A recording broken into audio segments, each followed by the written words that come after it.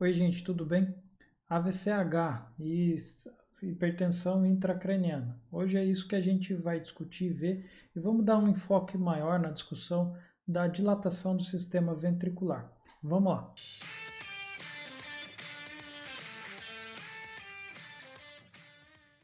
Esse é um paciente masculino de 75 anos, rebaixamento súbito da consciência, né? Chegou lá rebaixado. E vamos dar uma primeira passagem aqui.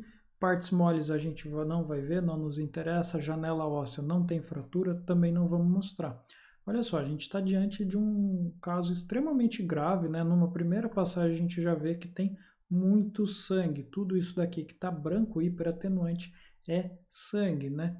Você vê que paciente que tem 75 anos, então ele tem um cérebro mais atrofiado, né, relativamente. Então, você, mesmo com aquele volume, você tem algumas áreas aqui, ó, que você tem sulcos sendo vistos nessa parte, mas aí aqui embaixo, onde tem um maior volume, já oblitera alguns sulcos, né, as próprias fissuras silvianas. Bom, o que a gente tem? A maior parte do sangramento está vindo daqui, região talâmica, núcleo capsular à direita.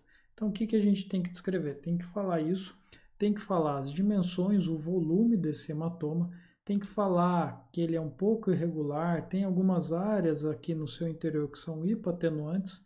Quando você tem um hematoma maduro, ele é bem branco, bem regular, então é menor a probabilidade de ele continuar expandindo. Quando ele está lobulado, tem algumas áreas hipoatenuantes de permeio, isso pode ser um indício de que ele ainda tem um componente de crescimento, né? Então tem que ser exposto no laudo.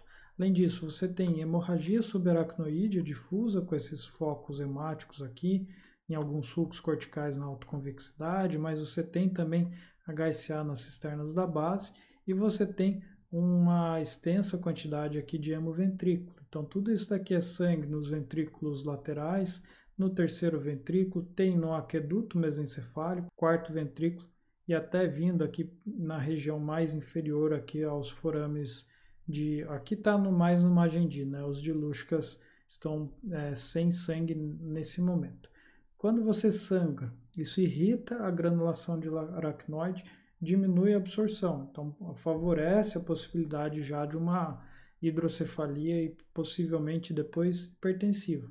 Mas nesse caso, olha como esse sistema ventricular é muito dilatado e o que é importante a gente ver, ele é dilatado aqui em cima e principalmente a região do corno temporal, ele está muito dilatado aqui, né? Região o aspecto, o sinal da pata do caranguejo. O corno temporal é um pouco menor, então qualquer variação nas suas dimensões fica mais fácil para a gente ver visualmente. Então aqui que você vai sensibilizar. Só que esse caso não é só falar desses sangues, dar o volume e dizer isso. Você tem uma zona hipotenuante também, circunjacente ao hematoma aqui, né? Intraparenquimatoso, que é de um edema vasogênico. Você tem, claro, umas hipoatenuações na substância branca periventricular subcortical, que vai ser microangiopatia gliose, é um paciente mais velho, é esperado. Mas você tem uma hipoatenuação mais extensa periventricular e tem também aqui periventricular no corno temporal. No corno temporal não é para você ter microangiopatia gliose. Então, quando você está diante dessas hipoatenuações, principalmente aqui, mas nesse caso, você tem muita dilatação do sistema ventricular, essa hipotenuação, esse sangue, está tudo irritado. Isso daqui, ao menos em parte, nos diz que tem um edema transependimário, uma transsudação licórica associada. Isso a gente tem que pôr no nosso relatório indicativo para talvez drenar, né? Claro que indicações cirúrgicas depende para a avaliação do neurocirurgião, não nos compete. Nos compete como radiologistas descrever os achados e aí tudo vai ter que ser juntado, condição clínica, etc, para se vai operar ou não. Além disso, o que a gente teria que procurar nesse caso? Ver se tem herniação subfalcina, um cal. Nesse caso, você não tem essas herniações, não tem desvio das estruturas da linha mediana.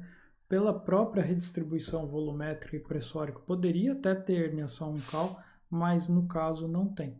Então, esse caso era isso que a gente ia falar. Tem que falar do hematoma, do sangue, do hemoventrículo, da acentuada dilatação, da hemorragia subaracnoide associada e falar que tem os sinais de transsudação licórica, do edema transependimário. Era isso que eu queria mostrar.